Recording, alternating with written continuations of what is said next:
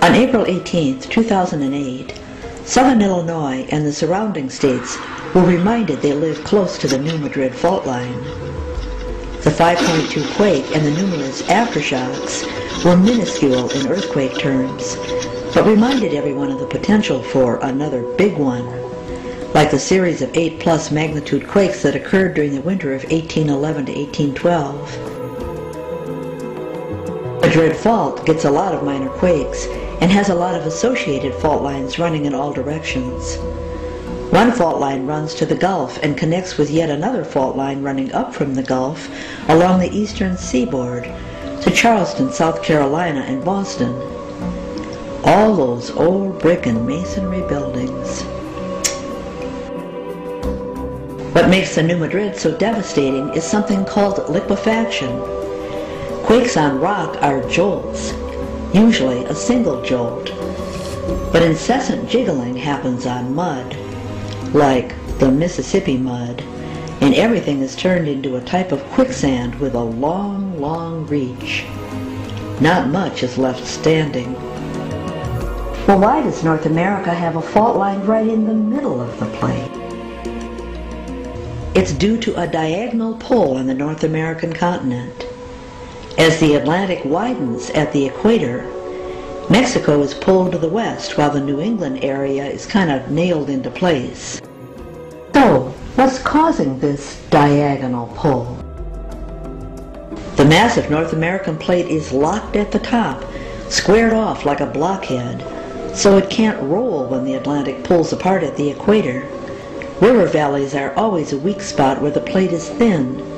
Well, for North America, this is right along the Mississippi, right through the New Madrid. Nice theory, but is there any evidence of this? A diagonal pull between New England and Mexico would have disasters occurring along a line between these 2 points. Let's take a look at what's been showing up since PlanetX arrived in the vicinity in 2003. Tears in the earth, like this crevasse in Arizona. And there were bigger crevasses in the earth like this in Mexico too, just suddenly appearing. And sinkholes, like this one that appeared in Milwaukee in June of 2004. And Pennsylvania, of all places. Sinkholes galore in Pennsylvania lately. Landslides and derailing trains on the East Coast, and breaking steam and water and gas line mains nationwide, and buckling roadways near Houston. All indicative of the ground being pulled apart, pulled in different directions. This diagonal pull causes the land along the Mississippi to move in different directions, causing havoc to the bridges along the Mississippi. Like this bridge across the Mississippi in Minneapolis, which snapped sharply to the east when it gave on August 2, 2007. In the fall of 2005, there was a pewy smell along this diagonal pull. Rotten cabbage soup, old socks, rotten eggs. This was caused by rock layers being pulled apart, releasing rotting vegetation smell to the air. Another and more dramatic stretch stench occurred on August 8, 2007. This time the stench was recorded all the way from Italy and the UK, across the US, and all the way to Australia. Dozens of people were taken to the hospital in New York City and Perth, Australia, sickened by the methane gas, and birds dropped dead in Austin, Texas. At first it was assumed the dead birds were due to bioterrorism. You've heard the adage, a canary in the coal mine. This is due to birds being more sensitive to methane gas and dropping dead. And this is why they were used in the past to detect methane gas in mines. So where is this leading? We're going to have big quakes around the New Madrid well before the West Coast does its adjustment. The North American continent is currently being bowed, with Mexico pulled west, so a bow is formed all the way from Alaska to the tip of Mexico. At some point the New Madrid will give way, in fits and starts at first. After major adjustments in the New Madrid fault lines, the West Coast will start to adjust, relieving the tension in the bowl. There is pressure along the west coast, of course. This will only result in the predictable volcanic increases and west coast earthquakes. But the primary drama preceding the pole shift will be the ripping action that a plate unable to move must endure. The notable area of catastrophe during this is the eastern half of the continental U.S. From Houston to Chicago to New England, the diagonal pole will tear the underpinnings of cities. I have literally trembled as I have studied this topic.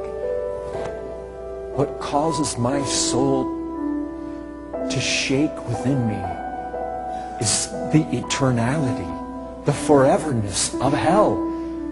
But when you think about the severity of hell, you begin to realize it is no slap on the wrist.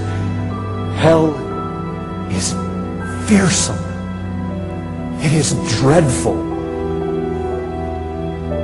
We read our Bibles and we can pass over those texts so freely, so easily, weeping and gnashing of teeth.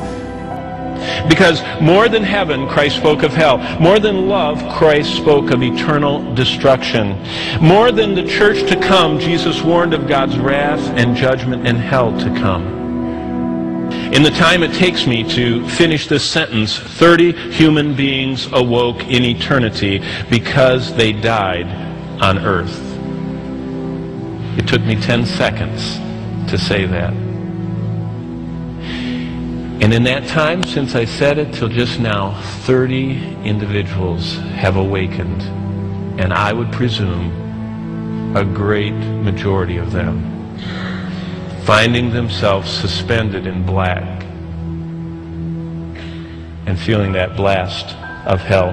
Every hour, 6,464 people die, 155,131 per day, 56 million a year, and 108 since I started this sentence a minute ago.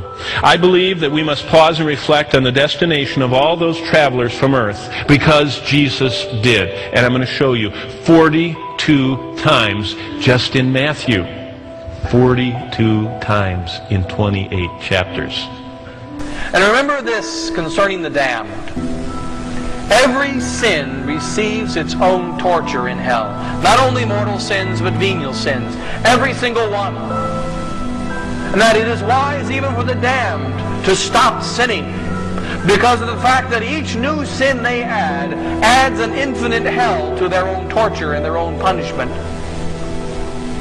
So that the man who has committed 100,000 sins against purity, for instance, and the man that is considered 100,001, the one that has committed 100,001 will suffer infinitely more than the one who committed 100,000. Each individual sin receives its own infinite punishment, and everyone is counted. That is why the devil teaches foolishness to the damned, to the souls that live in the state of mortal sin. Or you're going to go to hell, so it doesn't matter. Commit another sin and another sin and another sin. Well, we discover when entering into hell that it does matter, even amongst the damned. Every sin. The most graphic description of hell was given by Our Lady of Fatima to 3 shepherd children in the year 1917 in Portugal. The following is what the children saw. Our Lady opened her hands, and rays of light seemed to penetrate the earth, and we saw as it were a sea of fire. Plunged in this fire were demons and souls in human form, like transparent burning embers, all blackened or burnished bronze, issued from within themselves, together with great clouds of smoke now falling back on every side, like sparks in huge fires, without weight or equilibrium, amid shrieks and groans of pain and despair, which horrified us and made us tremble with fear. The demons could be distinguished by their terrifying and repellent likeness to frightful and unknown animals, black and transparent like burning coals. Terrified, we looked up at Our Lady, who said to us so kindly and so sadly, "You have seen hell, where the souls of poor sinners go. To save them, God wishes to establish in the world devotion to my Immaculate Heart." Our Lady of Fatima tells us, more souls go to hell for sins of the flesh than for any other sin. She also stated, many marriages are not good. They do not please our Lord and are not of God. In Matthew 18, it speaks about the hell of fire. Hell is a place of fire. And you open that door, and there is a raging infernal fire inside that furnace. And Christ described hell as a fiery furnace. And imagine being pushed through that little hole, and then the door is shut. And it will never open. It will never open. You've burned yourself on the finger. If anything can be attached